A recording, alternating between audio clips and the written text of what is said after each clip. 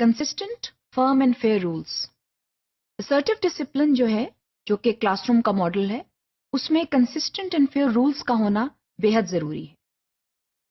Assertive discipline में it is very important कि जब आप रूल्स बनाएं, so the rules are made keeping in mind the age level of the students. Rules को इतना सख्त ना बनाएं that the students of a particular age level are unable to meet those demands. ये बहुत जरूरी है कि जब आप रूल्स तश्कील दें, जब आप क्लासरूम रूल्स बनाएं, so they should be age appropriate. That is very, very important. Sometimes the nature of punishment given to the student is above the level of the student.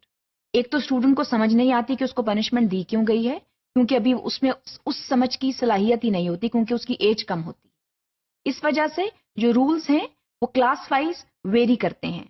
जो रूल आप classroom 1 के लिए बनाएंगे, वो rule आप class 8 के लिए नहीं बना सकते।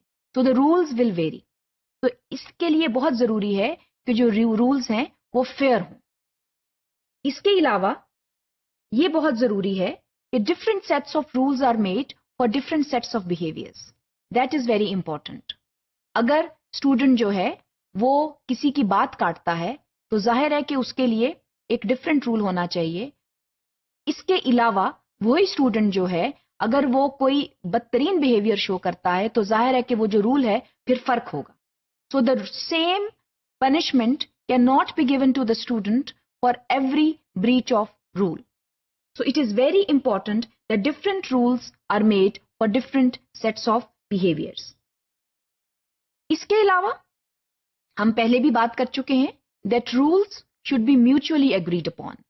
It is extremely important that rules are made with students and students know what rules are. क्योंकि जब आप रूल्स को एनफोर्स करते हैं, जब आप रूल्स को लागू करते हैं, तो फिर स्टूडेंट्स को ये पता होना चाहिए कि वो रूल्स क्या हैं जो उनके ऊपर लागू हो रहे हैं।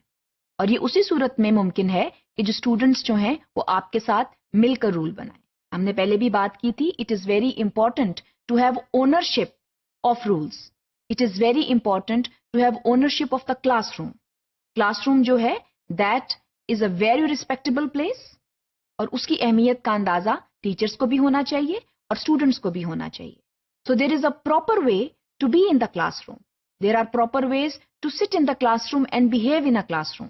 सो proper rules are followed. So it is important that rules are mutually agreed upon. इसके अलावा रूल्स जो हैं वो, जैसे मैंने आपको पहले कहा, मुख्तलिफ होने चाहिए मुख्तलिफ सिचुएशंस के लिए। For example, rules can be different for classrooms. Similarly, rules can be different for laboratories. Classroom जो है वहां के रूल्स फर्क होते हैं। एक लेबोरेटरी है जहां पर प्रैक्टिकली हैंड्स ऑन एक्टिविटीज होती हैं, तो वहां जो है रूल्स फर्क होते हैं। जैसे जो स्टूडेंट्स हैं वो एक दूसरे को धक्का ना दें, हाथ ना मारें, चीजें ना खराब करें, क्योंकि लेबोरेटरी में मुख्तलिफ अशिया होती हैं, कीमती अशिया होती हैं और उनके टूटने का एहतमाल होता है। तो ये सब रूल्स जो हैं ये स्टूडेंट्स को बताने चाहिए। तो क्लासरूम रूल्स जो हैं वो लेबोरेटरी रूल्स से मुख्तलिफ होते हैं। इसके अलावा प्लेग्राउंड्स में खेलने के क्या रूल्स हैं, क्या कवायद हैं, क्या कवानीन है। स्टूडेंट्स ने जो अपने से छोटे उम्र के बच्चे हैं उनको मसलन धक्का नहीं देना, उनका ख्याल रखना है, किसी पर हंसना नहीं है, किसी के गिरने पर हंसना नहीं है। तो प्लेग्राउंड्स के जो रूल्स हैं वो फर्क होते हैं। वॉकवेज में चलने के क्या रूल्स हैं। जो वॉकवेज हैं क्लासरूम्स के दरमियान जो चलने का, क्लासरूम के बाहर जो चलने का रास्ता है, उसमें क्या रूल्स हैं। जाहिर है वहां शोर नहीं होना चाहिए क्योंकि दूसरे क्लासरूम्स हैं, वहां पर जो है आपको खामोशी के साथ गुजरना चाहिए। So those rules are different and students must know these rules. आमतौर पर बहुत से बच्चे क्लासरूम्स के अंदर डिस्टर्ब होते हैं क्योंकि क्लासरूम के बाहर जो है बहुत शोर हो रहा होता है, because students are never told that one must walk very quietly in the walkways. Auditorium में बैठने के क्या रूल्स हैं।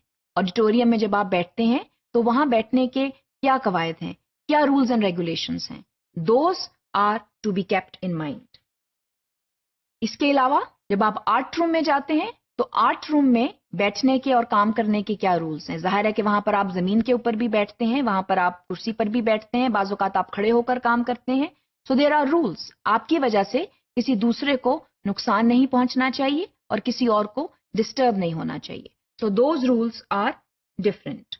کمپیوٹر روم میں بیٹھنے کے کیا رولز ہیں؟ آپ جب مشینری کو ڈیل کرتے ہیں، مشینری کو ہینڈل کرتے ہیں، تو پھر یہ آپ کے اوپر لازم ہے کہ آپ اس کو نقصان نہ پہنچائیں، آپ کی آپریٹ کرنے کی وجہ سے کوئی مشینری خراب نہ ہو. So there are rules to handle machines. So computer room میں جانے کے بھی رولز ہیں. اس کے علاوہ جو رولز ہیں ان کو کنسسٹنٹلی اور فرملی فالو کرنا چاہیے. فار ایگزامپل، بعض رولز جو ہیں وہ چاہتے ہیں کہ آپ آرام سے کوائٹلی بیٹھیں.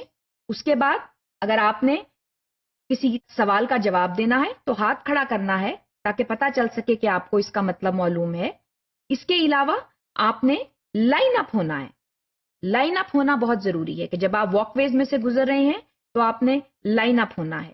اس کے بعد look and listen to the teacher appropriately. اس کے بعد اگر آپ نے آرٹ روم میں یا کمپیوٹر روم میں کوئی کام کیا ہے تو it is time to clean up. Clean up کرنے کا ٹائم ہے اور اس کا ایک رول ہے. So all these rules are kept in mind and rules are consistently and fairly followed so that appropriate classroom management techniques can happen in the classroom.